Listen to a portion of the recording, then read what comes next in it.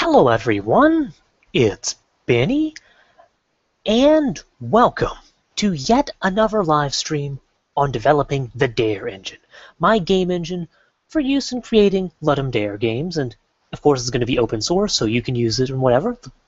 It's all in the description. Anyways, today we're in a bit of an interesting situation. Unfortunately, I wanted to start the stream a lot earlier than I ended up doing. And I'm afraid I just couldn't stream earlier because of, well, certain things came up. But I did go ahead and code a few things, and I want to show you what I did off screen. So I'll be doing that in the most interesting way I know how, which unfortunately is still that slow, dull, guided tour. Sorry, but I figure you'll still want to know what I did. Oh dear. Anyways. What I did is, first off, I changed my entity so it actually has the entity component system. This is pretty much like what I have in the 3D game engine series, except it doesn't have like the transform hierarchy or the scene graph in there. So really it's just a list of components and it's going through and updating and rendering them. And there's some temporary code which I actually need to move, so I'm going to do that right now. Why? Because I can. I'm going to move that to test component. So yeah, that's just going to be I need to change that a little bit, but that's okay. I just need to replace an AABB with get AABB because, you know, now this is a child class, doesn't have direct access to that, has to get it. And, yeah. Anyways, back to the tour. So, as you may have noticed, I've reorganized the project, so now there's core, physics, and rendering. And I've also immensely simplified the make file. Everything that I had my big recursive network before is now this one command. So there's that. But really the biggest and most important thing I did was the quad tree. I changed quite a few things here. First off, I expanded it so it can have an arbitrary number of entities per node. So you don't just have to have one. You can have multiple, you can have tons, yeah, you can specify how many entities you want per node. So that can be really nice. It's also caused me to change a few things like adding and stuff, but also there's now a remove function. So you can remove any entity you want from the quad tree, and it'll do it very quickly and efficiently. And as a bonus, this also prunes the tree. So for instance, if I remove an entity from a node, and there's nothing left in that node, and has no child nodes or anything, then it just automatically removes that node from the tree. So, yeah, I personally think that's really cool. So, automatically removes not just the entity, but any unnecessary nodes. So, yeah. But anyways, those are really the two big things. There did a few miscellaneous things, like I think I changed something with query range. Oh yes, I added a get all function, which gets everything, and that uses query range. So, and yeah, other than that, it's really just miscellaneous change. So really, that's the big things I did. There's entity component thing and a few small changes with quad. Oh, there's also one more thing. Very small change. But in update, now I have a system. Oh, well, I suppose, yeah. What I'm doing is I'm actually going through every entity and I'm updating them. But what I'm doing here I think is interesting. I'm getting the current entity, of course, and I'm checking its start position, and I'm updating it. Now, if the position changes at all, then it removes the entity from the quad tree, it updates the AABB, and re-adds it. So this way, dynamic entities are accounted for in the quad tree. You can have dynamic stuff too, which I think is pretty cool. So we can have something flying around in the quad tree and it automatically adjust the quad tree. So yeah, that's nice. And that's what I'm going to pretty much start off this live stream of testing. And also, very final thing. For render, I'm getting everything in the range, basically everything on screen, and I'm rendering that. So we're only rendering things that are actually in the screen. Or at least they're bounding boxes intersecting the screen. But anyways, with that, let's build, let's run. Nothing should show up anymore. Good. What I'm going to do here, I'm going to say test1 add component. I'm going to add a new test component. So really, this is what I'm going to do here. I'm just going to start off by adding test components to everything. And Yeah, that should at least get things rendering again. Oh dear. No. Cannot access test component? Because I forgot to import rendering. There, much better. Now, no. Oh, and import core, I guess, but wait, it's in core. Oh, I forgot to put package. Sorry about that. I just made a few small errors when I was typing this out, but that's okay. Okay. Get AABB, get min. Huh. Okay, that's something. Right now, the components don't have any way to access, well, the entity, so that's probably something kind of important. So what I'm going to do is I'm going to have an entity component of private entity parent. I'll just have public void set parent. Oh, mParent can go by convention. Yeah. Takes in some entity. Guess what I'm going to do with this?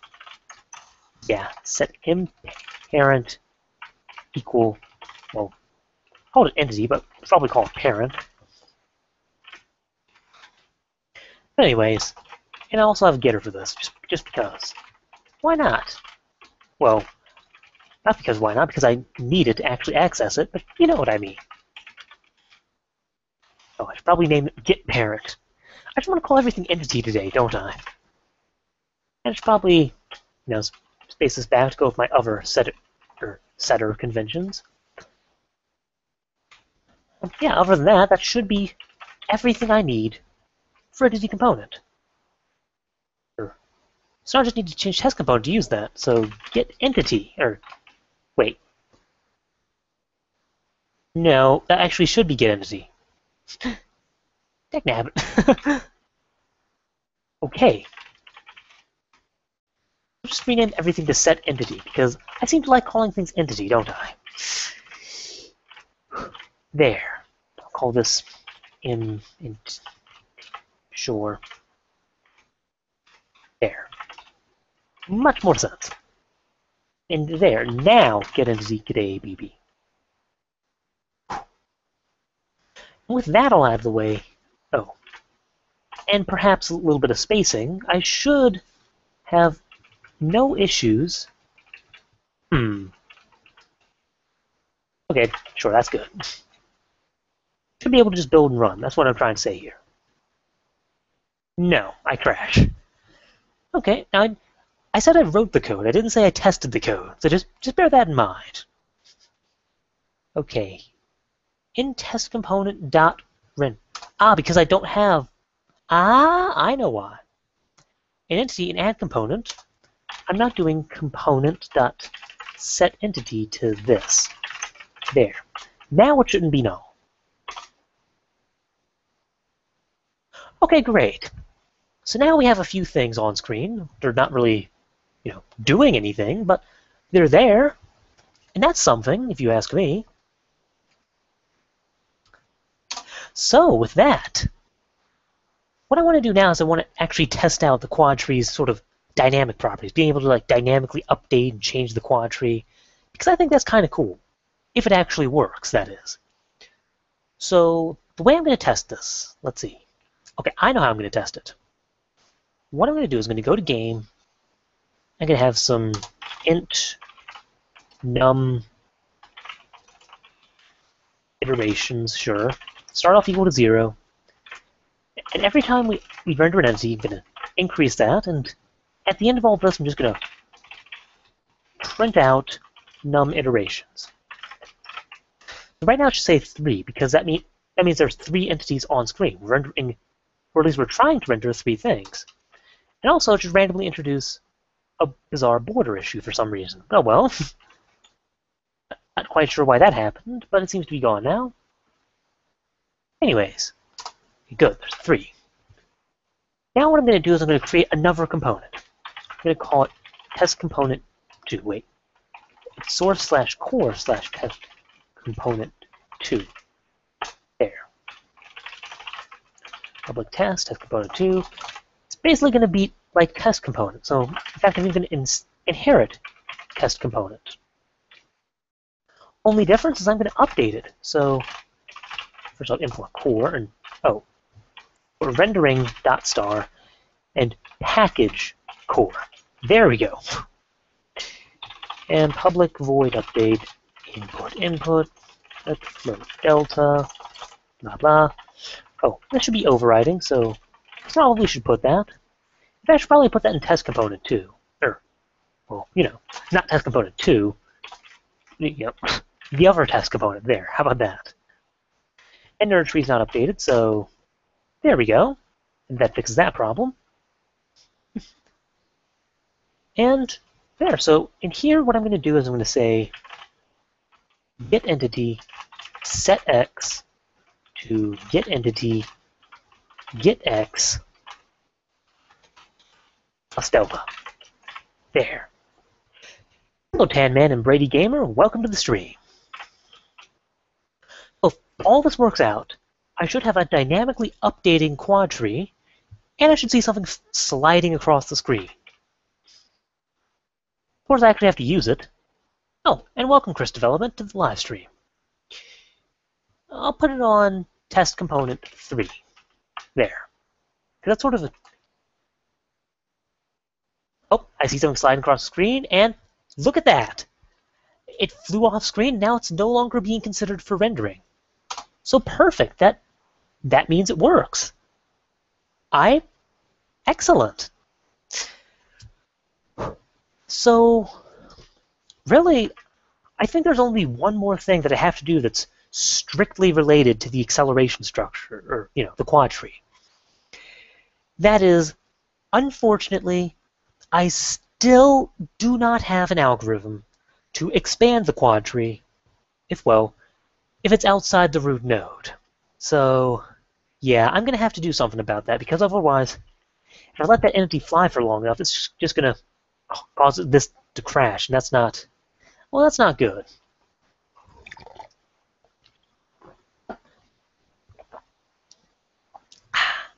So, yeah, this is going to be the puzzle. After I solve this, I think we should be able to get on with doing physics and rendering, and it'll be really easy because the quad tree is there backing everything up. Oh, hello, Kamikaze. Oh, Kamikaze. I thought that was an L for a second. Hello, Kamikaze. Or Kamikaze. Hello, 123432, and hello, Dark Overture. Welcome to the live stream. And since people just joined, as I just said, what we're about to do is we're about to implement the quad tree expansion function. And I think that's the last thing we're going to have to do with quad tree, which I'm excited about because, especially like the quad tree, getting a little tired of it. Just a little bit. So I'm going to change that to test component for now. And I'm going to change the quad tree to have a really tiny AABV. In fact, maybe that's a little too tiny. Okay. Now, no, that's good enough. Let's just flat out crash. All right. So it's not in the quad tree. Good. That's, well, it's good in the sense that at least the code is doing what we expect. We still need to actually write the function. This is going to be a bit tricky. In fact, it's going to be so tricky that I'm going to pull out GIMP and do a little bit of drawing to help come up with an algorithm for this, because I've actually never seen an algorithm for quad tree expansion before. And don't worry, I'll move things around a bit so that, you can... There we go. I'll move things around so I can see the chat and such. So, yeah, one moment. Just going to move this over a bit. And maybe, oh dear. Take you, move you down so I can see the chat in my other workspace. And there we go. Okay, great. And yeah, that's good. Okay, so first off, we should disable all these layers. I've already shown you my big master plan, so don't need to show you again. The big reason I'm here is, again, so quad tree expansion plan, sure. Sounds like a city policy, but it's an accurate description. Okay. So the challenge. I have some quadri. I'll just say it's represented by this. And I'm trying to add some object, say, right here. How do I appropriately expand the quadri? Well, first off, most appropriate response is just take the quadri and double its size. So something like this. Okay. And if that doesn't work, well, then I'll need to double its size again. So something ridiculous like this. Okay. And I guess it's always sort of expanding towards the dot, so that's my big hint for how to organize all the nodes. So okay, that actually looks like it'll work. I think, yeah, that's all I need to do. Just expand like that. I get the feeling it's not going to be that simple, though. Because, okay, I know I'm expanding sort of towards the dot. So, and let me move you up a bit while I do this. Okay, so I guess planning wasn't quite as long as I expected, but hey. So first thing all right, so let's comment this out for a moment. Now, chiefly, first thing I need, without a doubt, this quadri, the quadri that I'm in right now, is going to become one of its own child nodes, because this quadri is expanding. So that could be interesting. So I'm going to have quadri, this as node, sure. That'll be new quadri, and I create a constructor just for this. I actually created this before, as part of just preparing for this. So nodes, entities, M nodes, M entities, right. These are member variables. They need to follow the member variable convention. Okay. And num entities is entities.length. There. Well, there. And yeah, MAABBB. And surprisingly enough, that seems to fit. Okay. It should build and it should not work. Yeah. Didn't think so. Okay, so what I need to do is I need to somehow sort of expand towards the entity. So I guess the most obvious way to do that is to have something like float current center, or how about this, float center x, which equals mabb.getCenterX, float center y equals mabb.getCenterY, and just doing sort of a vector thing. So saying, well, okay, how about this? Float dir x, dir y, that'll equal entity.getAABB.getCenterX. Actually, I can just say getX, can't I? So this will give me the direction towards the entity. Oh, except that needs to be y. Oops, okay, good. So I have the x. So strictly speaking, I have like like this, the sort of xy direction towards this point. But okay, so that means that, well, first off, I need to figure out what quadrant this old node goes into. So let's see. I'll go ahead and pull chat down so I can, in case any of you want to comment on something or say something or whatnot. Well, you can. That's the word I'm looking for. Anyways, all right. So just like they did in algebra class, okay, this is positive, positive. This, well, actually, it's going to be slightly reversed. So I want this one. So this one is negative x, positive y. So I actually want to put it in this quadrant in that case. So in that case, it's quadrant 0. So this, hang on. Wait. Hang on a second. Hang on a second. My quadrants, I believe northwest, northeast, yeah, northwest, northeast, southwest, southeast. So let's first off label them. So northwest is 0. No, northeast, this is east, so this is 1. And 0, 1, 2, and 3. Okay, good. And that's southwest and southeast, right? Right, good. Get distance from x and then from y. Hang on. Where is it? Sort of lost my code when I was scrolling around. Here it is.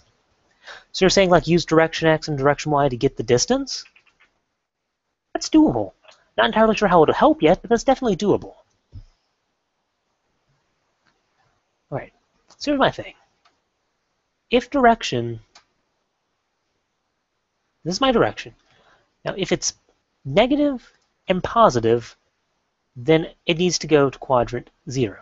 Because this is negative, wait, negative on y. So positive on x, negative on y goes to quadrant 0. If it goes this way, it's negative on y, negative on x. So that goes to quadrant 1. So it's a little bit backwards here. Hey, Block Cats, welcome to the stream. Oh dear. So let's see. If it goes this way, then it's positive on x, positive on y. So that means we'll go to this quadrant because I'm expanding this way. And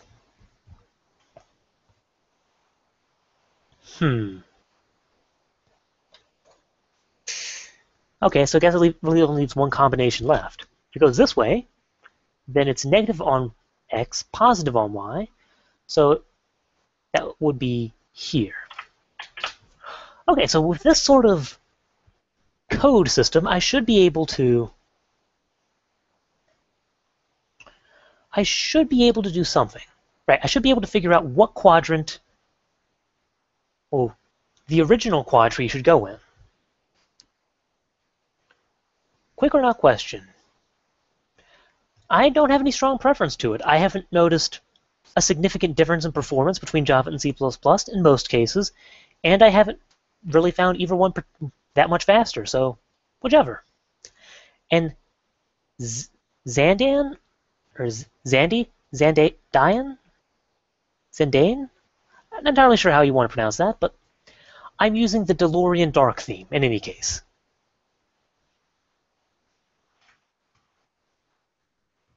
Anyways, so I'm going to use this sort of code to help me figure out what quadrant that this should go in. Actually, first off, before I even do that, and let me scroll you up so that I can see you. I can see all your lovely comments while I'm coding. I equals 0, I is less than in entities, I plus plus. Wait, wrong variable. It's not even a variable, I don't even think. Oh, no, it is. Never mind. Wait. No, I did this wrong. This should be num entities. So, hey. Zanday in. Okay, thank you for that.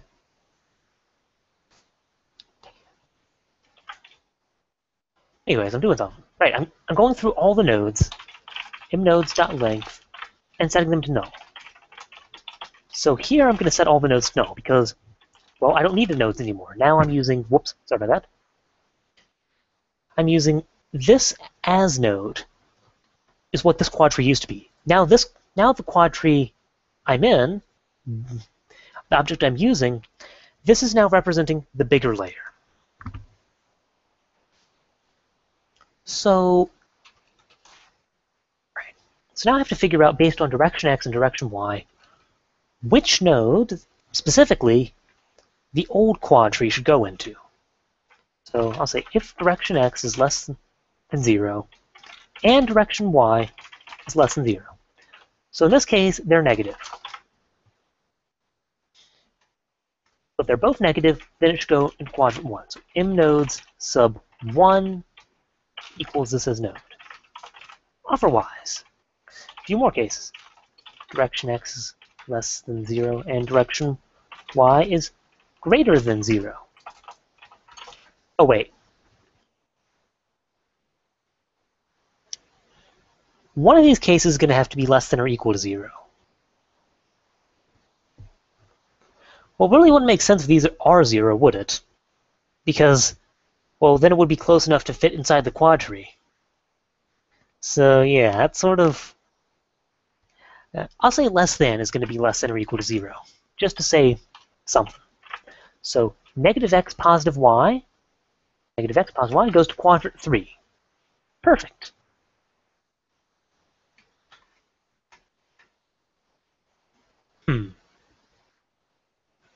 Really? It's only 15 seconds today? Well, that's a lot better than usual.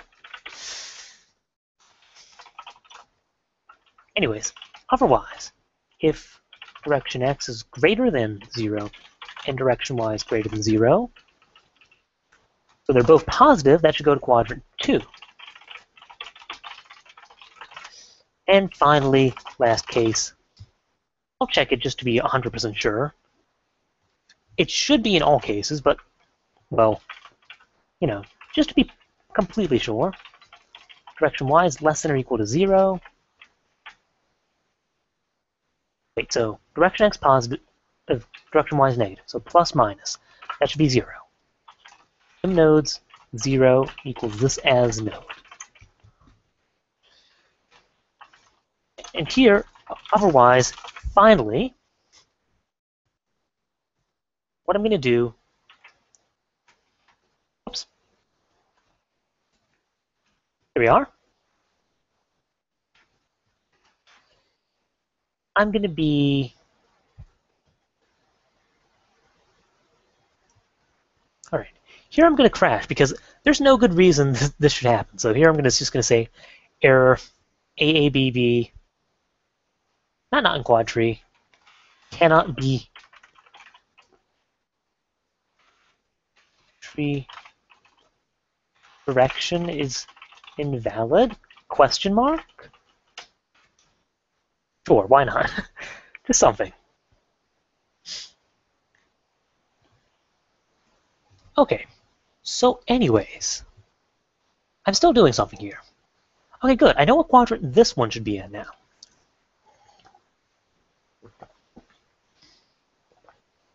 Ooh, I know. I know exactly what I should do. So if this is great, because depending on what quadrant I'm going in, it also tells me what direction it is. So if it's going this way, for instance, so if it's in quadrant 0, that means I need to expand min extends to be half the length, and max, whoops, I expand min extends to be half this, double the size. Wait, no. Max x needs to be double the size, because I'm going this way, and max y, or min y, needs to be go down some. Okay. First off, let me actually create some variables for that, just so I don't have to calculate it again over and over and over. But yeah.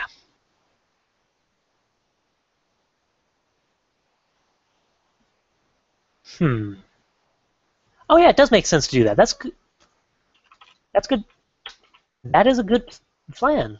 If I can ever, get the word out of my mouth.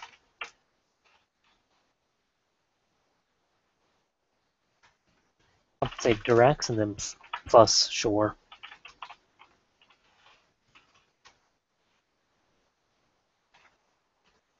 And enter y.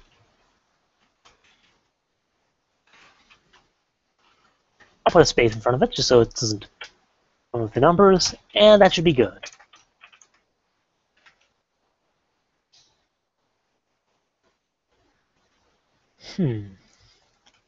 So anyways, what am I doing?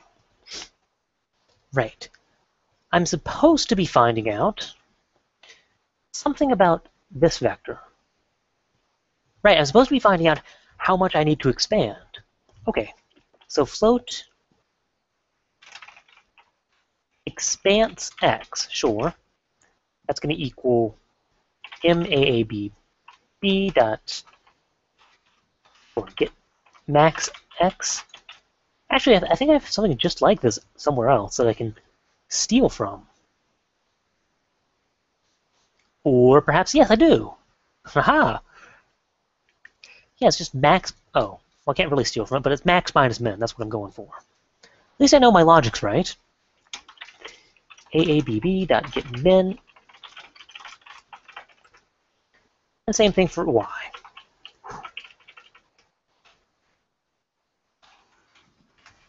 Perfect. So, I know how much to expand on x and y, but it just depends on what direction. Okay, great. So if direction is greater than 0 and y is less than 0, then I'll say MAABB, new AABB. Oh. And you know, while I'm at it, hang on, I need to change this before I do this. Hang on. So if this is going to be a new node, then not only are the nodes invalid, but so are entities and num-entities. So I need to do that. So m null-entities equals 0, and I equals 0. I is less than m nodes dot length. Right, no. Entities dot length. There we go. Sure. Entities of I equals null. Good.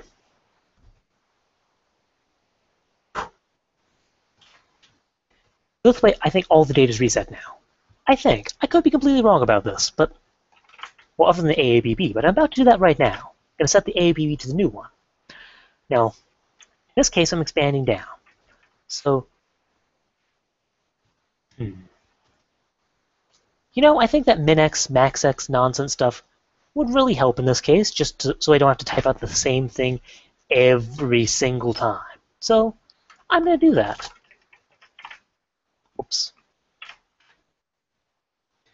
Okay, max-x, sure. Minus min-x, sure. Whoops. And max y minus min y. There we go.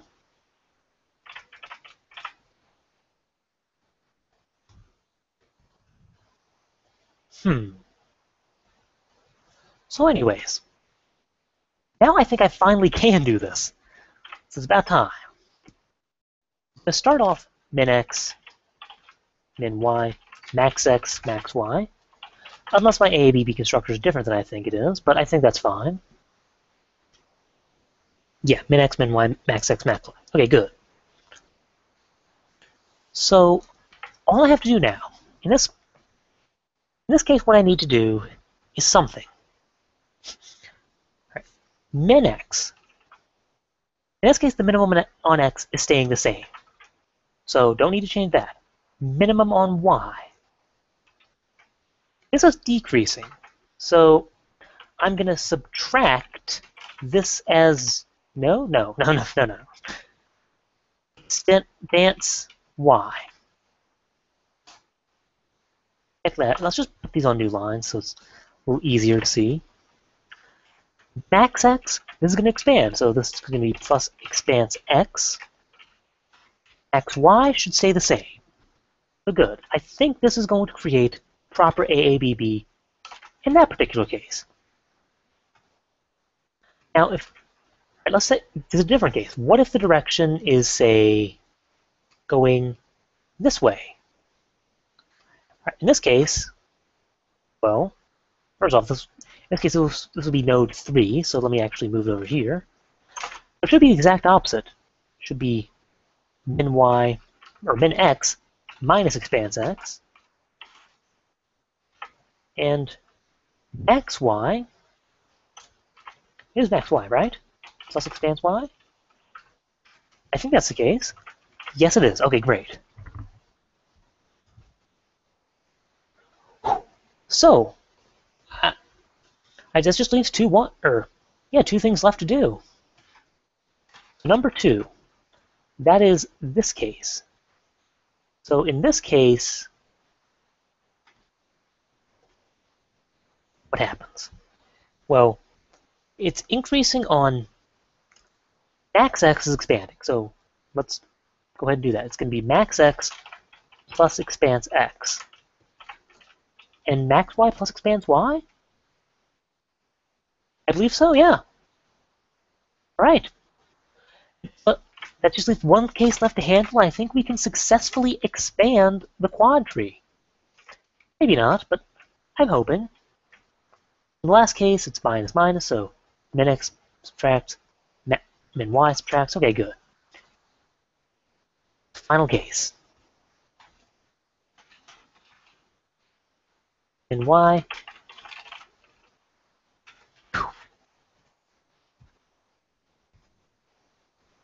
Anyways, I think something. No,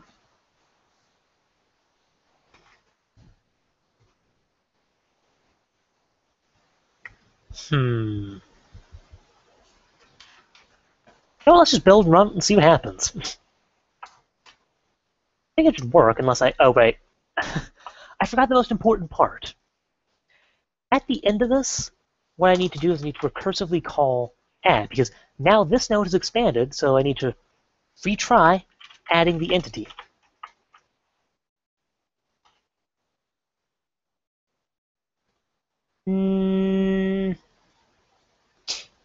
Yeah, I'm going to say it's not working.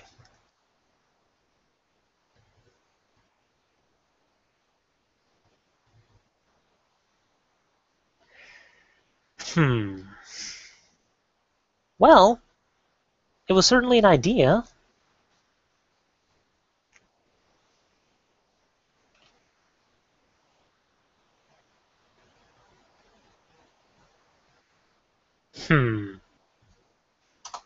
Yeah, something's not working here.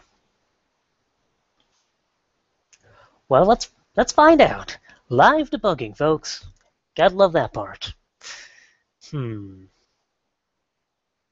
No. Right. Here, let's just only add test 2 to start with. Maybe test 3 is causing some bizarre issue. Oh my word. Okay.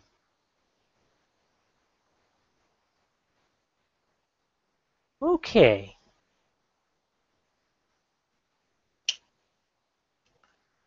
Yeah, I think something is not working correctly, to say the least. So, yeah. Let's... Oh, wait, I think I know why something's going wrong. Where is it? Ah, quad tree. Okay, I know what's happening. Or at least, I don't know if this is the problem. I know it's a problem. M nodes, this thing right here, no. Just no. Because now that's being used by the other thing. So there's going to be a new quad tree of 4. And M entities is going to be new entity.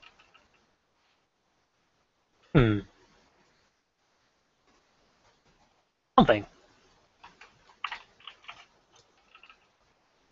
New entity of size 4. No. That's the number. M entities.length. What if I actually let you do that?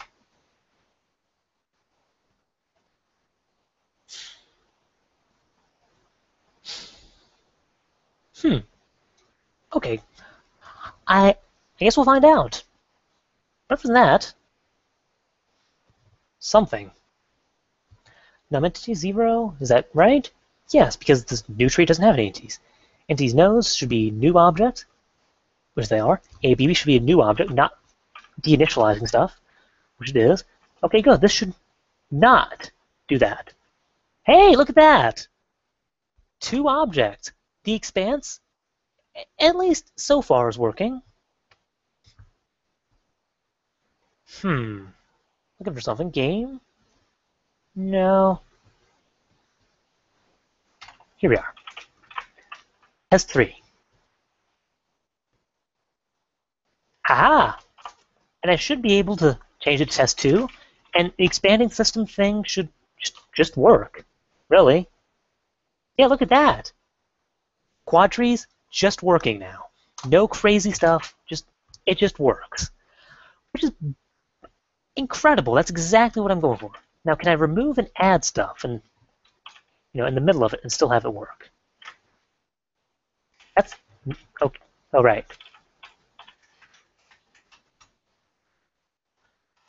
Quad trees, don't fail me now. Ha! Well, with that, everyone, I think we have quad trees really working. Only last thing I really want to do is just check to see how the actual quad tree structure looks. Okay, that works.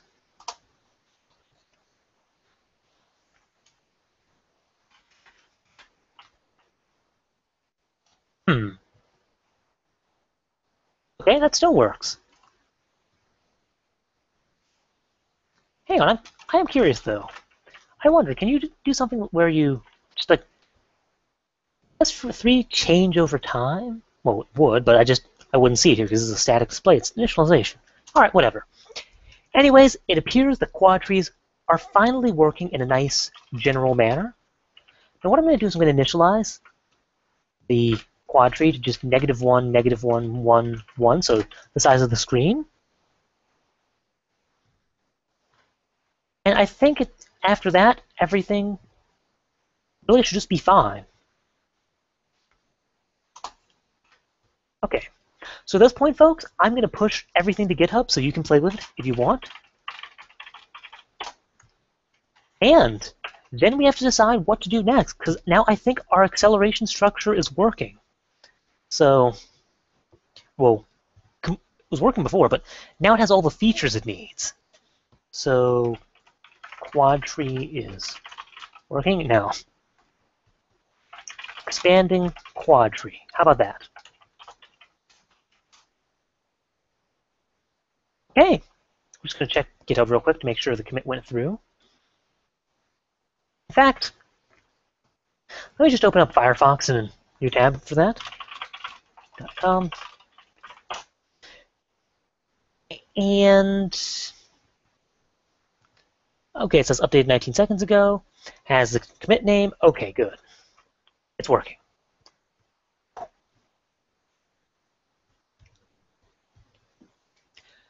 So with that, I'm going to take some to drink real quick.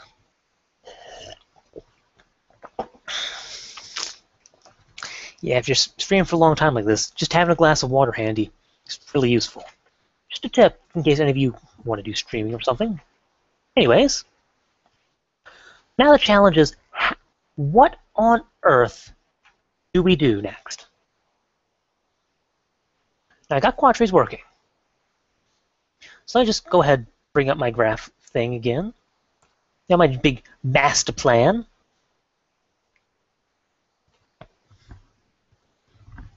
Okay, we have the spatial tree. I think we can safely say, I'm just going to have layer. Yeah. Have the spatial tree. Whoops. Don't draw random stuff. I think we can safely say checked that. So I think just go ahead and turn that off. So this is what's left to do. Now we have entities with components, so in fact I can turn that off too. Whoops. There.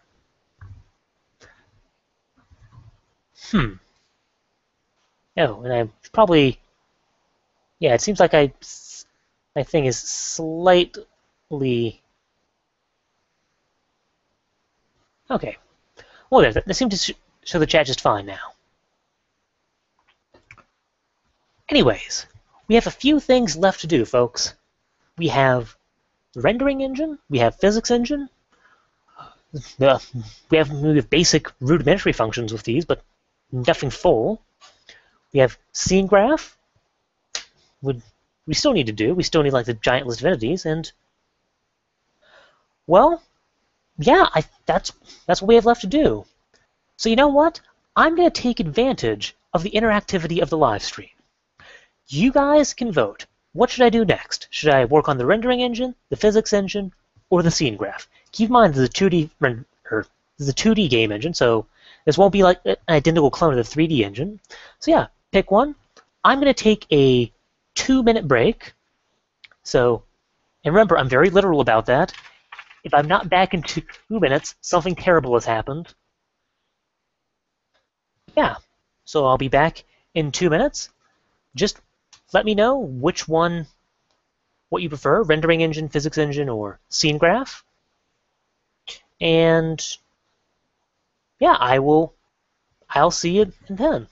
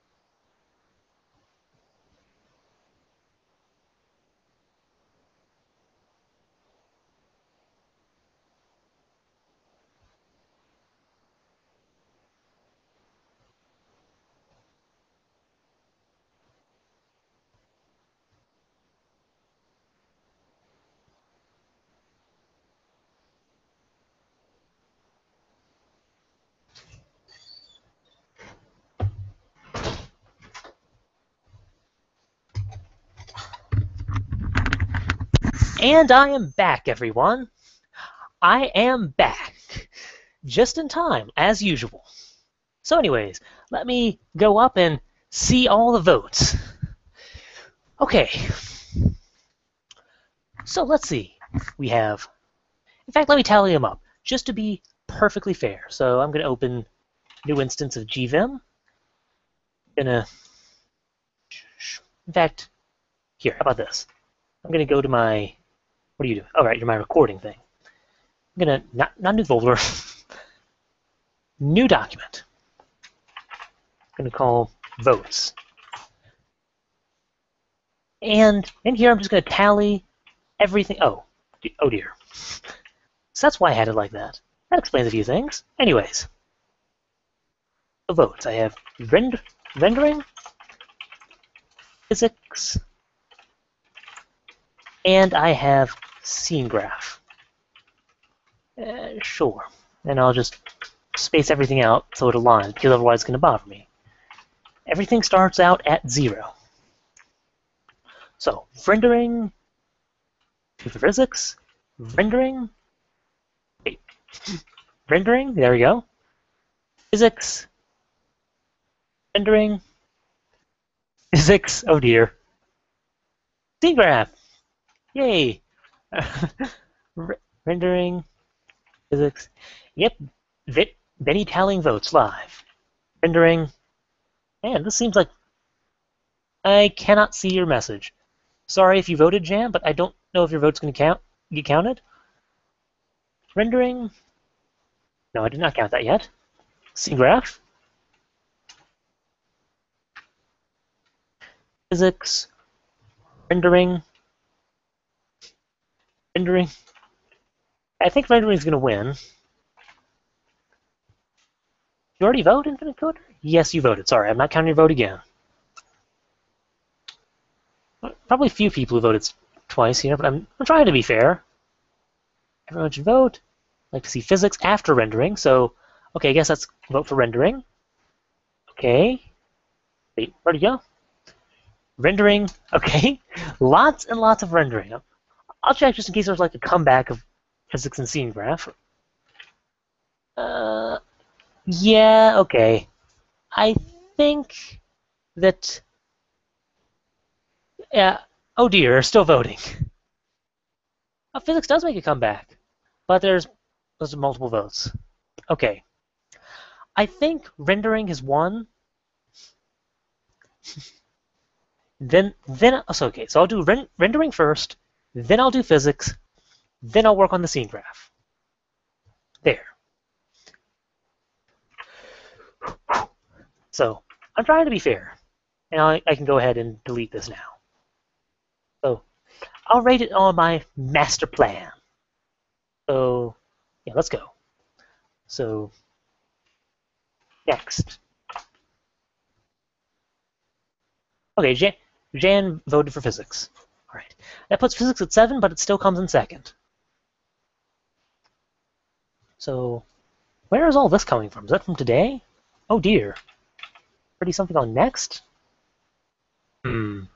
Okay, let's just delete you. New layer. There we go. Okay, so master plan.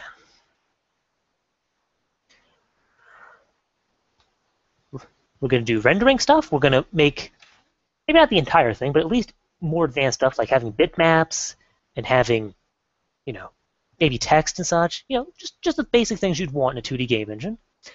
Then we're going to do physics. So we're going to do collision detection with quad trees, which is awesome because in quad trees you can do like, it's amazing. You just you have no idea. It is amazing how awesome collision detection is when you have an acceleration structure like that. But anyways, we have physics, and then finally we'll implement the scene graph, which is a structure that will finally solve that ridiculous recursion problem we had with the lasers and such. So yeah, my live streams usually roughly around 2 hours or so, with really the big exception being my Ludum Dare live stream part 2, which was 8 hours long, which is completely ridiculous. But yeah, it's usually about 2 hours in total. And it's been roughly an hour, so we have about a little over an hour left to go. Anyways, oh, this is our master plan.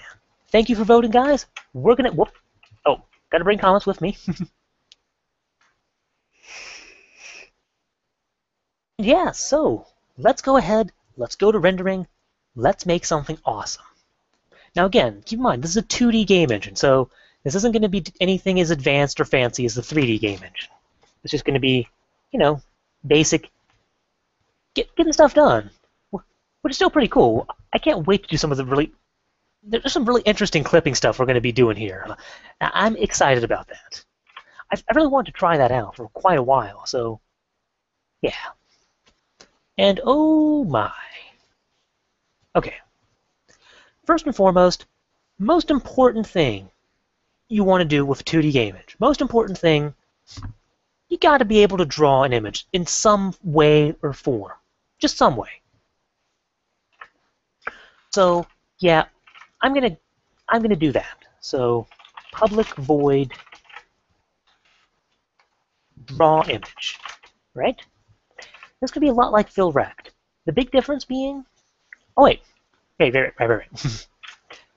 Just like my other stuff, this is going to sort of require two parts. It's going to require an internal implementation and an external implementation, but I'll do internal first. Xstart. It's okay that Java doesn't support shaders. I can create my own shaders if I really want them. So yeah, Xstart, YStart. Float xend, float yend, sure. I'm going to be doing this, again, in a resolution-independent manner. Yeah, first off, just getting basic functionality working. We're not going to quite get into anything as advanced as shaders just yet. Something really interesting comes up, but I don't think that's going to happen. Anyways, first off, it needs a bitmap to actually draw, so I take that as a parameter. And then, xend, yend. Oh yeah, that's it, actually. Okay, never mind. Yeah, bitmap, xstart, ystart, xend, yend, etc., etc. And I'm going to copy the implementation pretty much directly from this. Now, unless I deleted it for some reason, I believe bitmap still has the...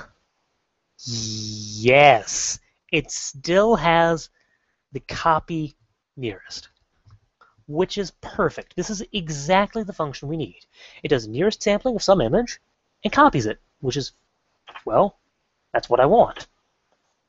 The draw image, yeah. Oh, first off, I actually need to convert X star and Y star and such into actual screen space, so let me do that. That is one sort of essential thing that I have to do.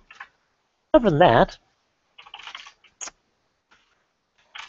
yeah, X star, X end, and we'll need half width and half height, so I can do that calculation. There.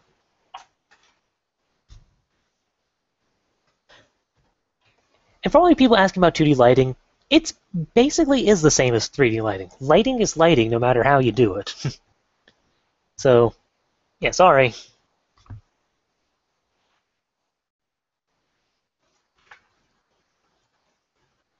I disappoint you, that is. Anyways, I feel like I'm doing something. Right. Copy nearest. Now I need... So this is the function I'm going to be using. I'm going to say copy nearest, which copies a pixel from... Oh, it copies to a destination bitmap. Okay. Well, in that case, I'm going to use copy... Yeah, okay. I'll use bitmap.copy nearest to this. So I'm copying a pixel with nearest sampling to the render target, which is what we want. And xstart is going to be, guess what? I and, whoops. Yeah, I say I type J. But no, it's I and J. Send Y end. Yeah, all I have to do now is really have just sampling coordinates. So of float source x equals 0.0, or source y equals 0.0x, or f. Float source x equals 0.0f.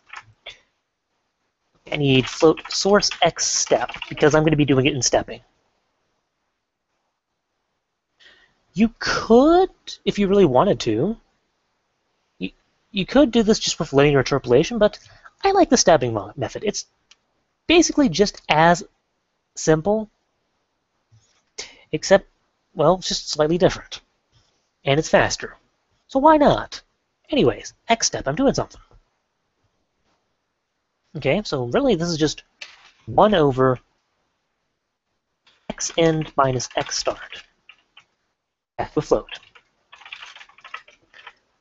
Pretty sure that's exactly what I'm looking for. And float source y step 1.0, because we're going to 1.0. And each unit we're stepping over is y end minus y start length. Great. Every time I go through this loop, I'm going to do source y plus equals source y step. And here, so, whoop, nope. Don't delete the enter. That would be bad.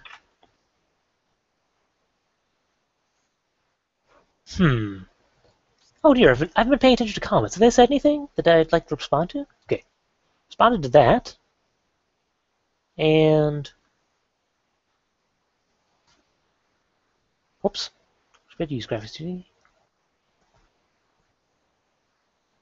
Applesauce is alright. I don't really have any strong opinions either way.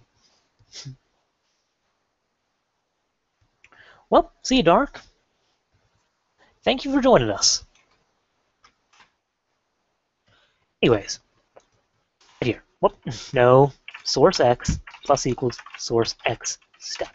So good. Now all you need to do is pass in source x, source y, and this should draw an image. It might fail horribly, but it should draw something. Unless I've done something terribly wrong. But I don't think I have. It was building, at least. Now, we aren't actually using it for anything, but it's building, which is good. Now, oh, yeah, I can get rid of you. The plugins I use are NerdTree, as you mentioned, and You Complete Me.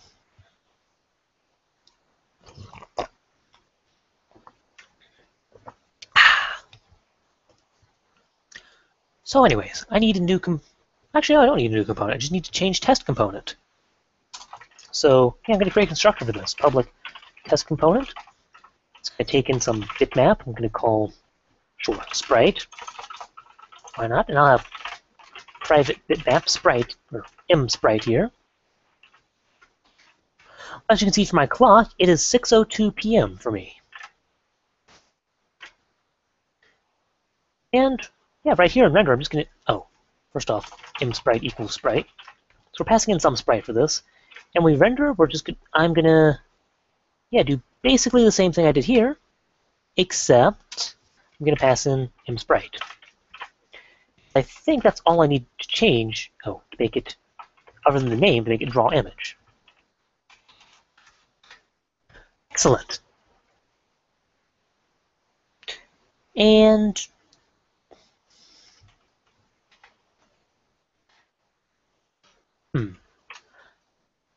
I am right.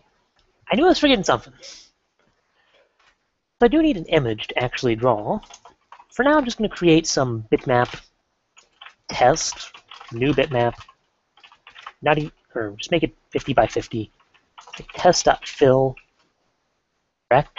Sure. Wait, that's not what test does.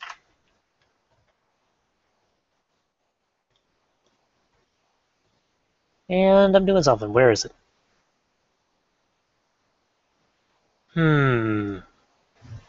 Bitmap. I knew you were somewhere. It's function. What's a function? Clear? Is it clear screen? There it is. I knew I had function named somewhere. I don't remember the name of the function for some reason. And game. Whoops.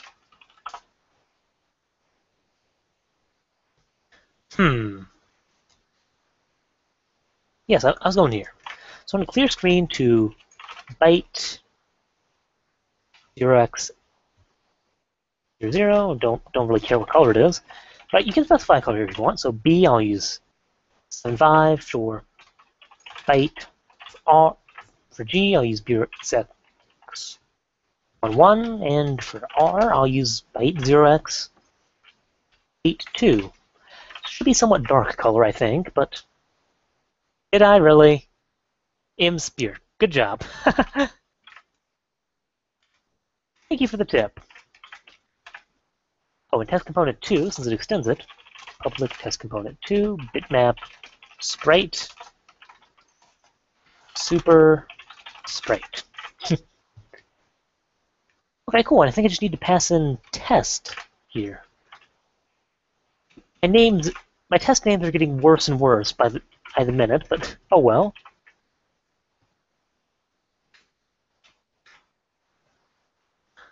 I'm doing something. Build. You run.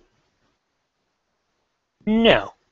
You crash horribly. Alright. So first off, oh, and I bet you I know why. It's because test 3. Yeah. I'm not doing any clipping yet, so it's just, okay, good. So I am drawing an image. Granted, the image is a solid color, but it's an image. But that's not very fun, is it? So you know what? Let's create a constructor for loading an image. I believe I actually have that somewhere on my hard drive. I believe it's under U to U. Aha! So here it is. Here's a function that converts it, or that loads a bitmap file. So perfect. That works out absolutely perfectly, except I'm going to have byte array components, not pixels, but yeah. Slight naming differences, but oh well. Equals components.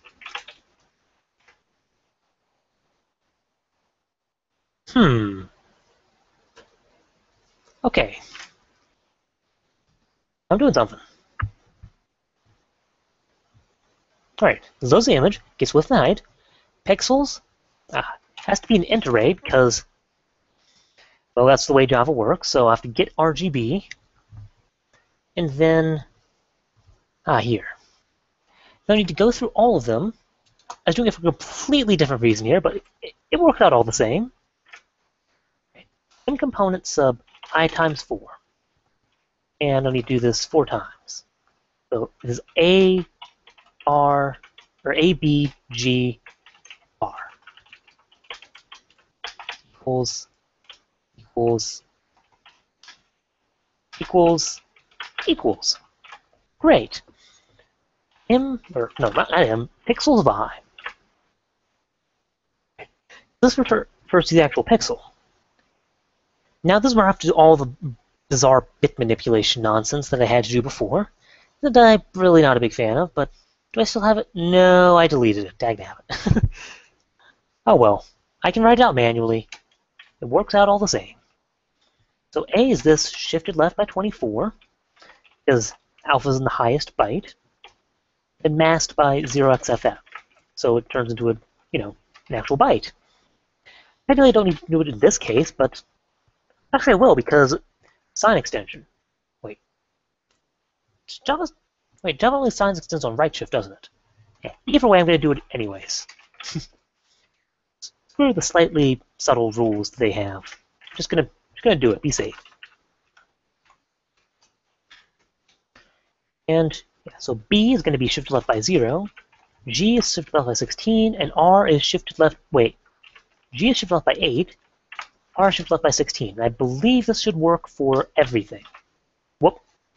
And not select everything, but work for everything.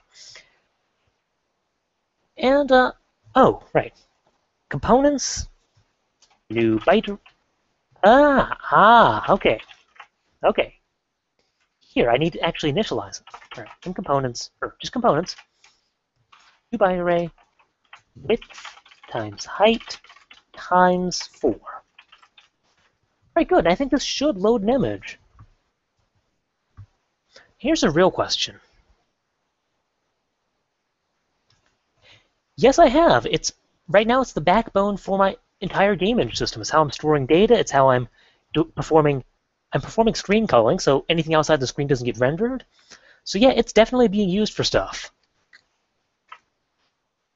Not much yet. It's going to get its real use once I start doing physics. It would have more use in rendering and 3D stuff, but well, for 2D case, it's really just used for screen culling and rendering. Yeah, physics, that's where the quad tree really gets to shine. Anyways, I'm loading images. So, first off, build and run. Make sure I've made any errors. And I have. For one, I don't think I've imported what I needed. I'll just copy from here. Yeah, I'll just copy you. Do I need any of you? There you go. Much better. And it's still not. Using M components, not components. There we go. Yes. Not going to do anything yet. Still haven't loaded an image. But here's the moment of truth. Now I should be able to do test. And what I'm going to do here, I'm going to do that equals new bitmap, and I'm going to make the ./res/bricks.jpg. Yes, it's that same brick texture I use for everything. It's making its appearance here too. There you go. We're drawing it. So our function is working. Now Zandain, or Zandain, I believe you said you wanted to pronounce Zandain. That's not really an optimization, even though it might look like it. For one, there's a reason people say you should make optimizations like that, and well, this is one of those times. The thing about multiplication is, in modern CPUs it takes 3 cycles. Generally, sometimes it takes a little bit more, but usually it's about 3 cycles. And loading a variable from memory, if it's not in the cache, it takes up to 300 cycles. And even if it is in the highest, absolute fastest cache there is, that's still only still usually around 4, maybe 3 cycles at best. So, yeah, that actually wouldn't be faster. So, but, hey, at least you're thinking about these things. Anyways, Now that we have this, I'm going to slowly start adding stuff back until I have a more generally working thing. So we have the image being drawn, which is good. For test 2, we have, slightly smaller version of it. It's still using nearest filtering, so maybe at some point I can implement linear filtering. Nicholas, right now this is just going to be 2D. I might do 3D stuff later, but that's a pretty big maybe. I'm really focusing on 2D for now. Whoops, sorry about that. Anyways, now test 3. This is not going to work at all. This is going to flat out crash because I don't have clipping yet. Yeah, that's what I thought. Okay. So for clipping, we need to go to render context for one. We need some more parameters.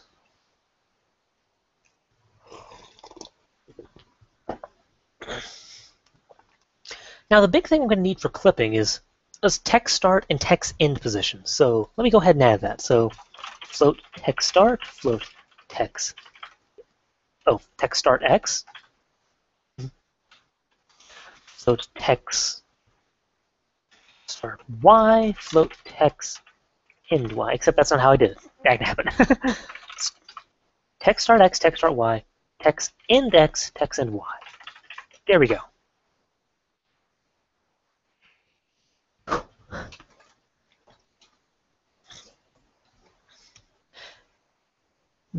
Bit shifting is one cycle, if you're curious, as long as it actually is by a constant. I think it might just be an older processor, but I think newer processors, it's still slightly longer if it's not non-constant.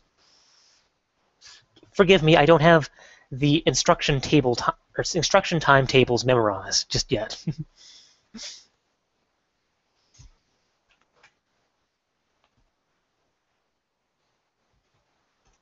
But keep in mind, the instruction times don't take into account the time it takes to load the instruction from memory. And if the instruction isn't in cache, it can be up to 300 cycles per byte or something like that. So yeah, just keep that in mind. Execution time is not all there is, and if you're really going into cycle counting stuff. But then again, these are modern processors. Why on earth would you want to do cycle counting anyways? But they're so fast, it really doesn't matter in most cases. But anyways, I'm getting distracted. I'm doing clipping. So, for clipping. Anyways, I'm going to bitmap. Where am I? No, test component.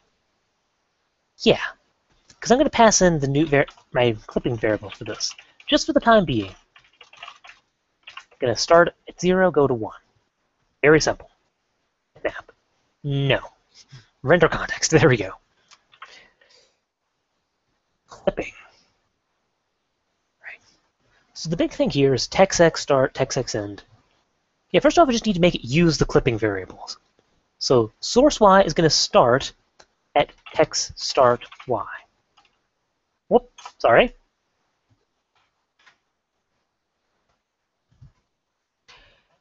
And source x, text start x.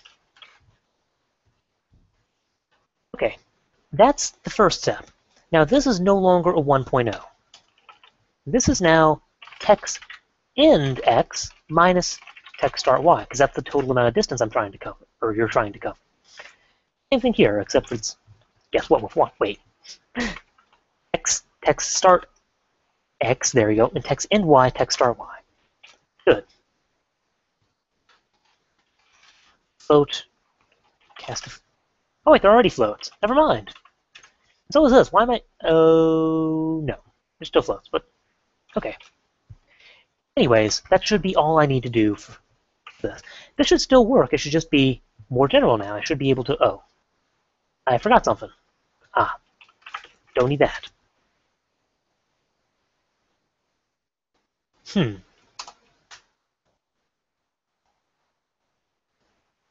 Okay, good. It's still working. So my new clipping variables aren't destroying anything just yet, but I still need to actually perform the clipping itself.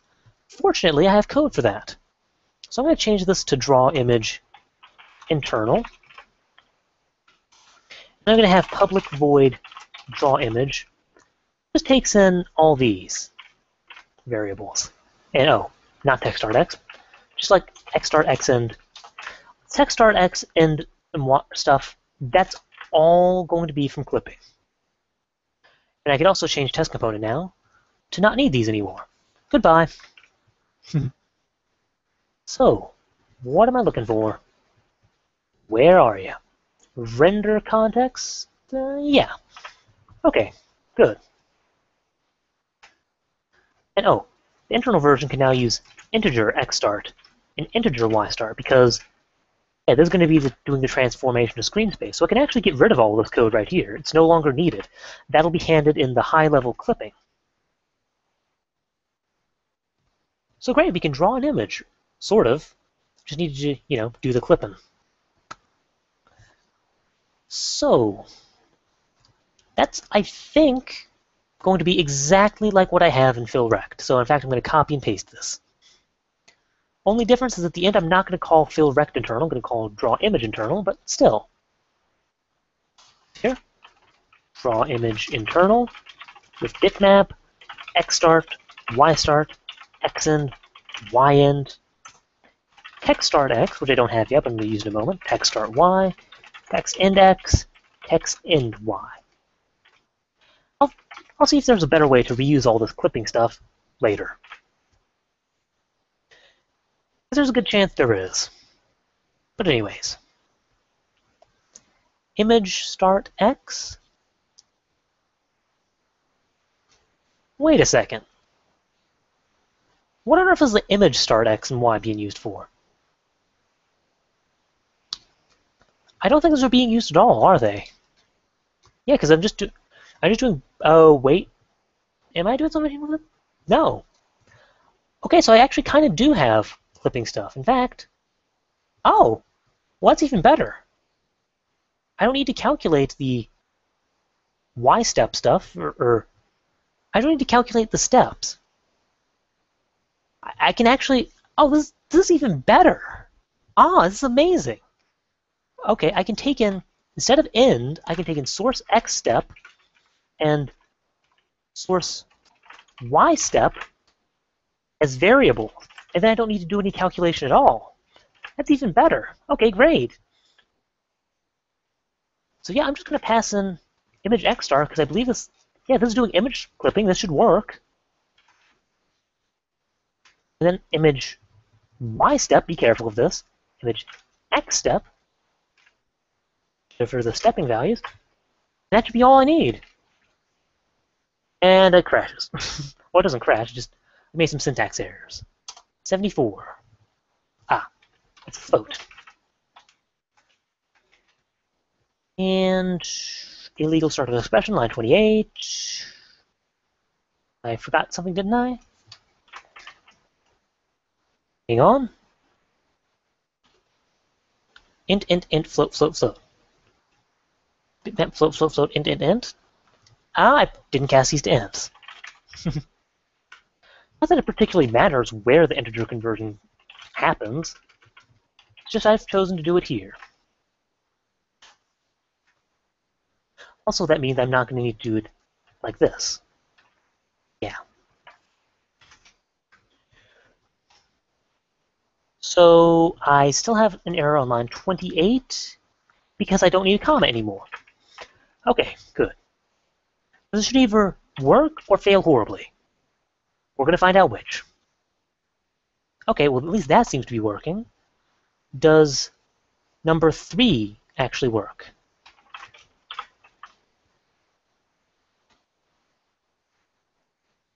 Oh, look at that! Image 3 working like a charm. So at least I know that kind of clipping is working. Let's change this to Y.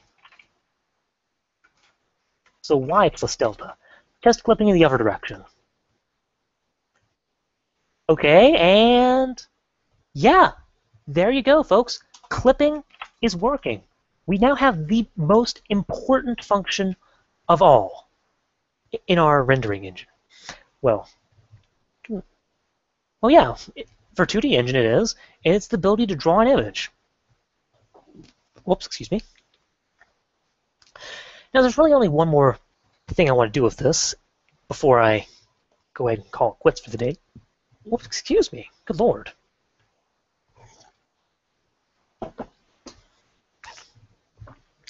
And that is, you ready for this? Transparency. Yeah. This is going to be interesting, to say the least. I'm going to change game for a bit moment. I'm going to have test not be res/nonsense, but a new bitmap of size 20 by 20, sure. And for every pixel in here, I equals 0, I is less than 20, I plus plus, wait, should be the end for the loop, so j equals 0, j is less than 20, j plus plus. I'll get it right one of these days.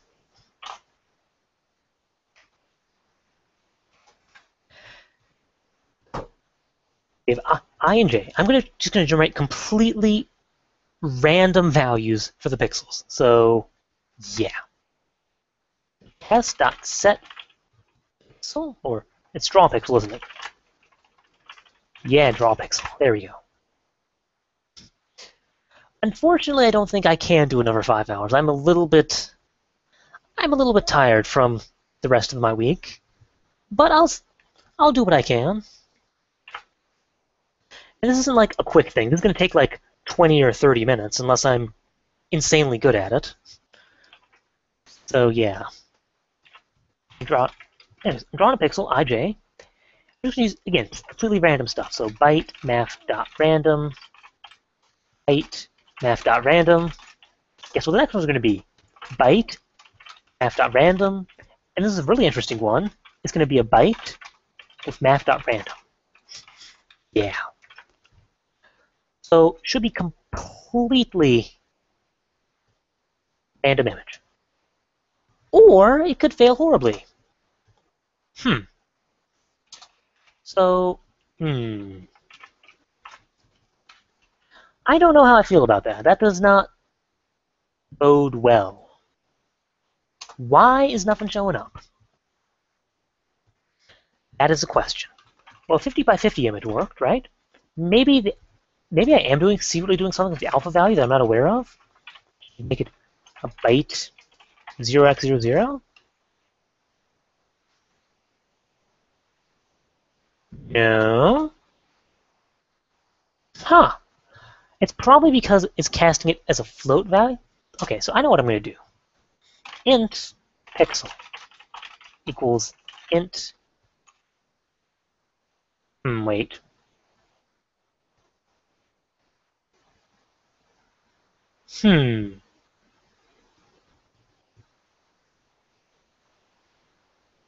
Well, Joe Faubert, that is exactly what I'm going to do when I implement the scene graph, but that comes after rendering in physics. Anyways, pixel. F.random. All right. Times 255. Well, why don't I just do that? Oops. Silly me. Okay, yeah, because Java seems to be casting it into the range of 0 to 1, which is not quite what I'm after. So I'm going to go to this times 255. There. There. And unless I've done something really wrong, I think this will work. There we go. Wacky random images. Exactly what I'm going for. Except I like them slightly lower resolution. And hey, there we go. We have random pixelated nonsense. There. Wonderful. Except not quite, because, well, how do I handle transparency? Some of these pixels should be transparent. And, well, that's going to be a bit tricky to handle. So what I'm going to do is I'm going to have, well, yeah, I'm going to have multiple transparency modes eventually. So, in fact, I'm going to be lazy and copy it. So, in the end, there's going to be 3 transparency modes in the bitmap. There's no transparency, basic transparency, and full transparency, which does proper alpha blending and all that such. So, yeah. And the trick is, well, first off, I need to take it as a parameter, so let's go ahead and do that. Oh, wait. Do I want this in bitmap or render context? Probably render context. Okay, there. Oh, no. Nope. There we go. Anyways, transparency, good. I'm just going to take in one new variable, int transparency type, and based on this, I'm going to choose which draw image I use. So if, okay, yeah, I'm just going to do, I'll do a switch statement. How about that? Switch transparency type.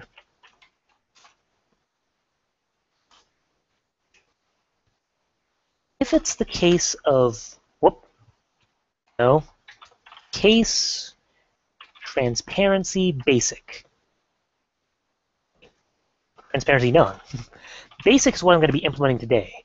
I'm going to save alpha blending for later, unless you guys would be interested in seeing how to implement alpha blended transparency today, in which case I might make an exception and extend the live stream for that. Hint, hint. But anyways, is basic to do implement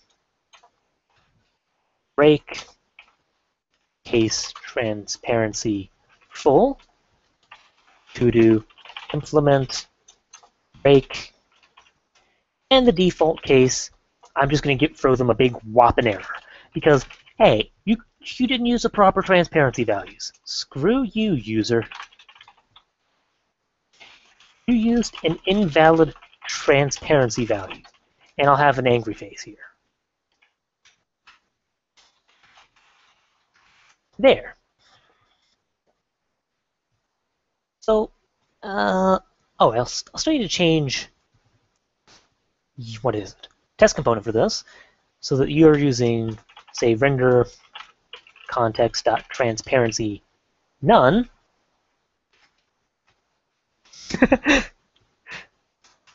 And, okay, good. So now transparency basic. It's going to be different. Our entirely different loop, entirely different everything. Whoa. Quad tree, entity, rendering, bitmap, render context, there we go. I was wondering what file I was looking for, but no.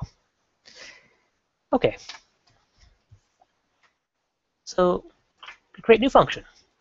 Draw image internal. Of this draw image basic transparency internal.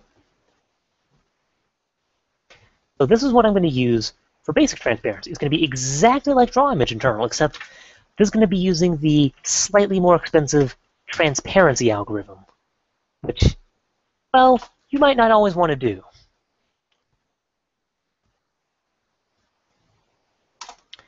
And there. Much nicer. In fact, I'm going to put this on a new line because it's so nice like that. There we go. And basic transparency. All right, now, here's the thing. I actually have an implementation of this already in existence. And the trick is, you only want to, I only want to, oh, right, I'll need a new function for this, won't I? Yeah, okay. Whoops, sorry. Sorry about that. Anyways, I'm going to need two things for this. First off, I'm going to need the alpha value. If the alpha value, with integers, it was more efficient to actually invert the alpha value. What if that's still true here? I don't know. I'll worry about that in a moment. And yes, it does become a video once it's done streaming. Anyways, enough me getting distracted. Let's do something. what I want here is the alpha value at the nearest pixel. So what I could do, well, there's two things I could do. First off, I could have a temporary storage thing, but yeah, really the trick is, how do I reuse the code and copy nearest properly? And I think what I'm going to do is go to bitmap and create just a new function. That I'm going to call, yeah, where is it? Copy nearest? Yeah. Public void, copy nearest. How about that? Get nearest alpha from float source x, float source y. And it's going to do this, except, well, no dest index, so don't need that. No source index, oh, yeah, source index. Okay, never mind. So I want the alpha value, so I think I just need this, and it's going to return a byte. Probably is not the most efficient way to do this. I might want to look into ways of conserving this later, but it should get the job done for the time being. So anyways, basic transparency, if I only want to copy nearest, if bitmap.getNearestAlpha alpha at source x and source y, this is greater than byte 0x80. This is my basic alpha thing. And you can do this either way. You can do it greater than or less than, depending on how you store your alpha values. But I'm going to do it like this for the moment. And this should give us tons and tons and tons and tons and tons of errors. Okay. Oh. That's probably one of the issues. So where are you? Render context. I'll fix that issue in a moment. Bitmap dot get that. Okay, that should fix some errors. Okay, good. Oh, and these should be source x float. Not that the name matters, but just, well, you know, it's there. And it's not working. Oh, because I'm not using it. That would explain it. So if I go to test component and actually use it, oh, I am using it. Well, what the heck? Why are you failing? Is it, oh, wrong class? Bitmap? Is draw image calling, no, it's calling basic transparency. This is checking this. So, huh. Well, this really doesn't make sense. Is this always returning true? Huh. Maybe I need to do something like, okay, you know what? I know what I'm going to do. If something doesn't work, just delete everything and rebuild. So just delete everything, but rebuild. That way there can't be any possibility of something being out of sync or some bizarre thing. Okay, no, it's a genuine issue. Huh. Well then.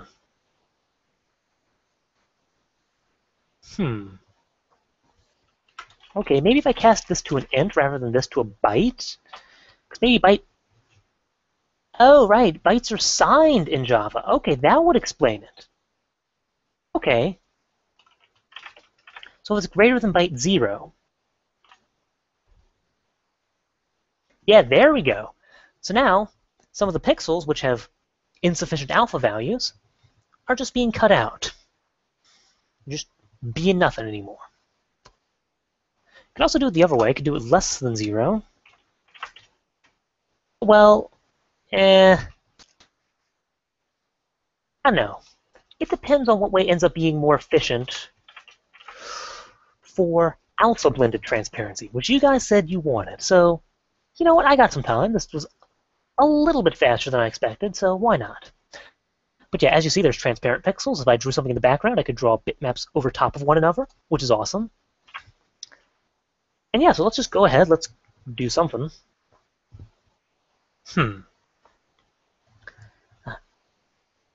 I misspelled transparency. That would be, yeah, that would be nice to fix that. Anyways. By the way, this isn't the last we're going to see of transparency. There's a few more things we're going to want to do. Raw image, alpha blended. Sure. Okay, there's a few more things we're going to definitely want to do, such as making sure things are in proper order. Because incorrect order transparency doesn't look that great. Just going to tell you right now, it does not look that great. So we're going to want to do some things about that. And yeah, so let's do alpha blending. First off, let's change test component just right now so I don't run into the issue. Transparency full. Oh, full. Excellent. All I have to do now, raw image alpha blended. Yeah, I'm doing that. Yeah, I just need to copy the code. I have code for that. I have it in render context to this thing somewhere. One of these places.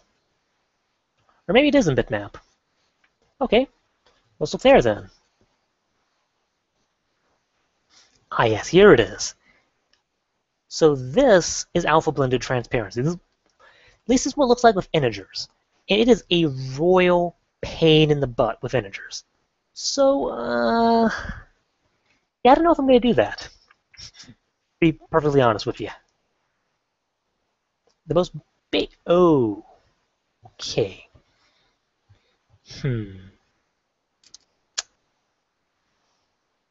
I guess me back to this issue. I need some way to access the nearest components. And I don't have a great way of doing that, so... Okay. I know what I'm going to do. I know exactly what I'm going to do. Going to change get nearest alpha to get nearest component. Go to x and y. That's going to take in some int component. And all I have to do now is change source index to be plus component. This still is not the most efficient way to do things. I can guarantee you there's a more efficient way to do it, but, well, this is what I'm stuck with for now. Well, not what I'm stuck with. I can do more about it, but there's no point to do more about it now. I don't know that it'll ever actually be a real issue, so why bother? Alpha is 0. Pixels are an ABGR, so yeah. Oh, that's alpha blended. I want this one to be get nearest 0. Okay, great. I'm going to have byte A is this, and what? No, I can have it. Okay. There we go. That's what I wanted to do. ABGR. 1, 2, 3. So now I forget. Alpha blended transparency, you want to blend based on the source alpha, right? Yeah, thought so. And also, what I'm going to need is I'm going to need... yeah, this actually depends on what color is in the initial image. So I need to take this. So byte this A, or R, bitmap.getPic. About this get component at ij1. I'll write the function for this in a moment. It'll be very, very simple, as you can imagine. I'm just getting one component at one location. Get nearest? No. Do I really want to get nearest? No. No. I want something similar to this, but not exactly. Oh. I should probably use the actual name, because I'm not using that right now. So where are you? Get nearest component. Yeah. Let's fix that. You get nearest component? Okay, good. That should complete all the cleanup stuff. Oh, get nearest component. No, not get nearest component. Dang it. I'm writing get component. You don't have a function for that already? You know what? I don't know. I would think that would be one of the first things I'd want to create. Just some basic get component function. But apparently I'm wrong. Component. So pretty much is going to be this part of of here. It's going to do source index, source x, y, width, blah, blah, blah. Except source x and y is I and j. So that, I think, work. Okay, so with ABGR, RGB for this. Now I just need to set component. So set component. Well, this is based on index, which is probably better for performance at least, but again, I'm not really worried about performance right now. I and j. What are my issues? All right, well, j needs to be times get width, and I need that. It's I. So back here, just int index. Whole thing, and this times 4, because there's 4 components per pixel. Excellent. The set component at the index, I want to set it to. We want to do it really basic. Oh, I'm doing this backwards. B, G, R. Much better. Index B, G, and R at, well, 1, 2, and 3.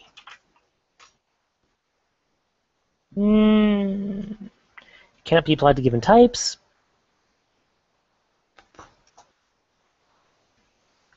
Oh, right. The index takes that into account. I don't need to pass another parameter. Even better. So index plus 1, index plus 2, index plus 3. So, again, not that it's a huge deal, but this should just draw no transparency right now. Okay, or it could crash. But that's good. That let me figure that out. That's not an issue with the alpha blending. It's some access issue. So 104. Get component I of j is failing. Why?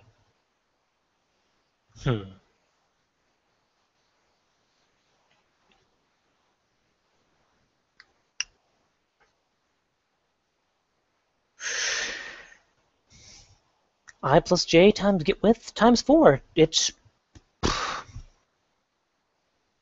not that much that can go wrong. Wait a minute.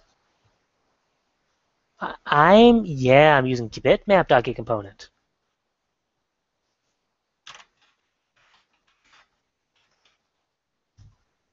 I have read that article, believe it or not. It's just that's not really the biggest issue with the engine right now.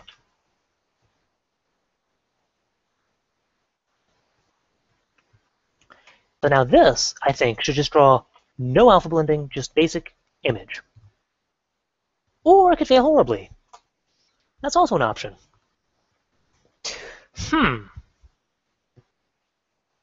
Well, that's interesting, to say the least.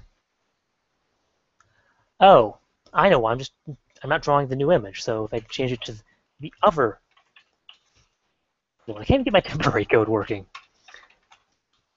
So I've just used the other BGR. This, and I get this strange border again for some reason. What if I build and run? That should go away. Usually does. Yeah, I don't know why that happens, but sometimes it does. Maybe I should look into that sometime. Right, so now all I have to do is perform the alpha blending itself, and then this should be good to go, really. Just need to do the alpha blending. So, how am I going to do that? I could use fixed point, but I'm not entirely sure if that would still work with, byte components. Just because they're signed. In fact, there's some really easy way to cast it to something else and still have it be unsigned. Benny just got an evil idea.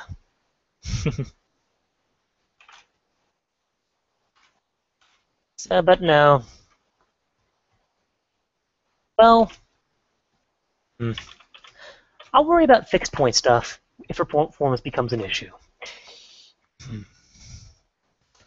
In the meantime, I'll do it the basic, easy way. All right. In alpha blending order, this amount times this R plus other amount times other R. Okay. So this amount equals A. So float A over float 55, pretty much. Other amount, much just 1.0 minus this amount. So yeah, I'll use floating point for now. If it becomes an issue, I can always improve performance later. That's not really an issue. So this B for newbie.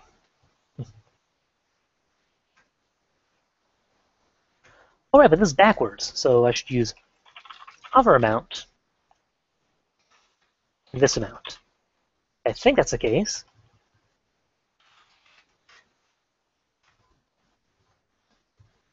I think that should work. Okay, so new B, this B times float. Yeah. Wait, no, I guess the wrong thing to the float. Yeah, basically just this B plus, looking for something. Float B, well, okay, that's true, but what I want is this B times this amount plus B times other amount. There we go. And that is alpha blending as I know it. Just need to use the right components in the right places, and that should give me proper alpha blending. Put new B there, put new G here, and that just should be everything. IntelliSense stops getting in my way, that is.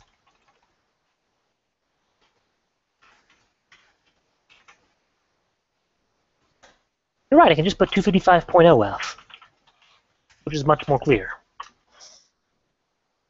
And it's still not working. Because possible loss of precision, right? I forgot to cast a byte at the end. Oh well, it's not a huge deal.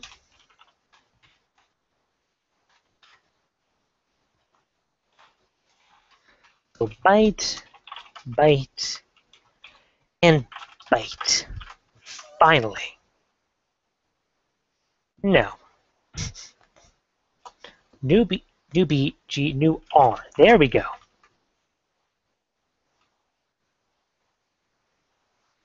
And it's not working.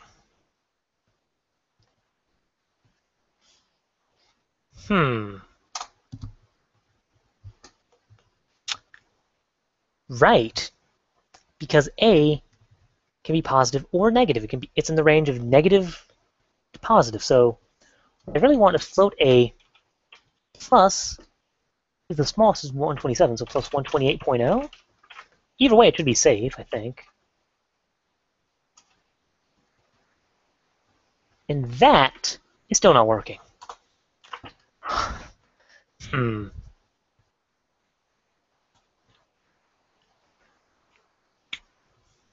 have an example of floating point code here, I think, or down here. It's in this one that I have. Oh dear. Yeah, this is what the floating point code should look like. I'm pretty sure this is what mine looks like. It's just, well, I'm using bytes, not integers. Huh. What's strange? I don't know why that... Okay, how about this? I'll do float A out of 128.0F, and I'll add 1.0, because this by itself should put it in the range -1 to 1. This should put it, adding 1 should put it in the range of 0, to 2. It's not quite going to work, is it? Yeah, I didn't think so. Okay. But if I add this and make it divided by 2, that should be in the range of 0 to 1. That should work, but it doesn't. Dagnabbit. Huh.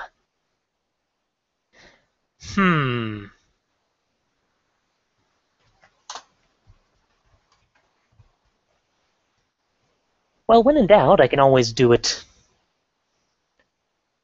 I can always do it with fixed point, because I know that way works. Because I have working code for it.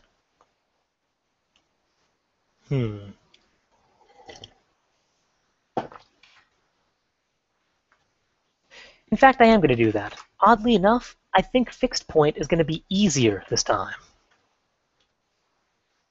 So, yeah. So let's change these to ints. Why don't we? And the new ones are still going to be bytes, but everything else is going to be an int. And I'm going to be doing this, and I believe I just need to do and 0xff. Hopefully the compiler is smart enough to realize that I'm just trying to cast it to an unsigned version in a bigger data type. If not, it's not a big deal. I'm not too worried about performance right now, as I've said before. Okay, and in case you were ever curious, this is how you would do the same thing in fixed point. So, A. Okay, well, int this amount, that is going to be A. A is the fixed point value.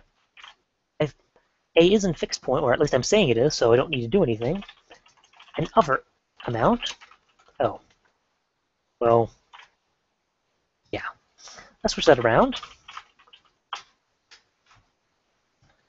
Now in this fixed point version, 255 is the max value. So you do 255 minus A. That should do effectively 1 minus. I'm doing 0.8 fixed point. So it's just 0 to 1, that's the range. 8 bits of precision.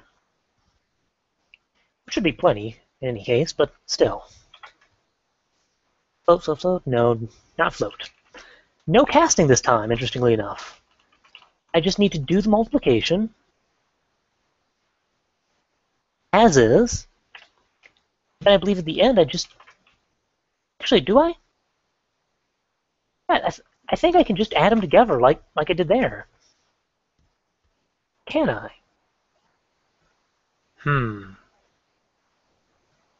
Yeah, no, I do believe I can do that, and I believe I just need to,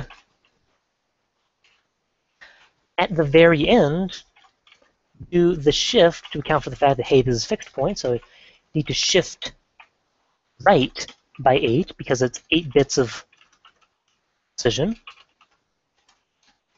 And that should do fixed point multiplication. And there, the fixed point is, I'm pretty sure it's working. It's probably easier to see since I have, that thing, test component 2, where are you? I do the same thing for X, because I believe this will cause it to go over top of another sprite. And that should make this a little bit more obvious. What's going on here? Yeah, as you see, they blend when they go over each other. And maybe I should do float speed equals delta over 10.0 so you can really get the full effect. That's strange. I wonder why only the fixed point version works. I guess I did something wrong when converting it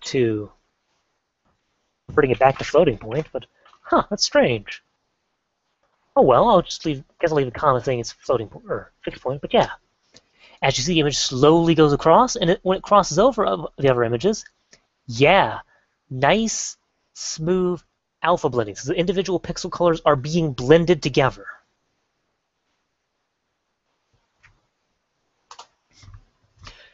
And yeah, in fact, while I'm at it, I might as well show you the same thing with basic transparency. So this is what it looks like with the non-properly alpha blend, with the basic hackish transparency.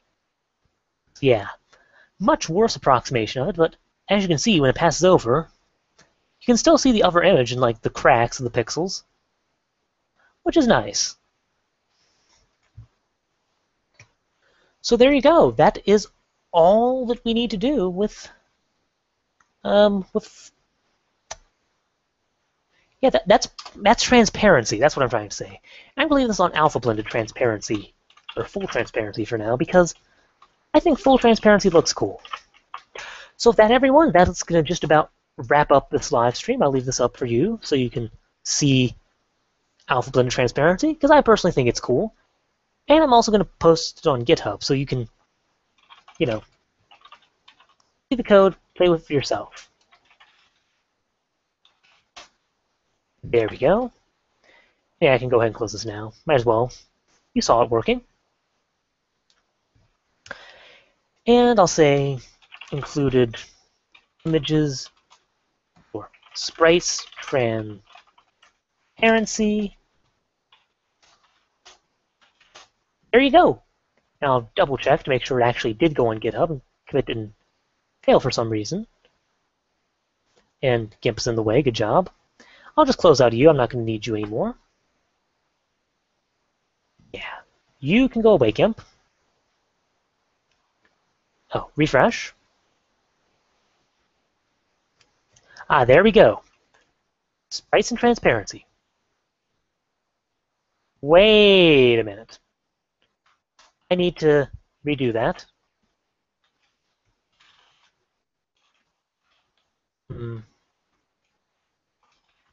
Fixed missing stuff. Oh, I also forgot something else. Ben, you do not. Oh no, you do have to get ignore. Hang on. Hang on a second. I think it didn't work because why is the bin not showing up anymore? That's very strange. I have a get ignore in here. Huh. Well, I'll have to work on that off screen because that bin should be there for building purposes. But other than that, that's just about everything I want to do in the live stream. So, thank you everyone for joining, and I'll see you next time where we're going to continue working on this engine. Thank you. See you then.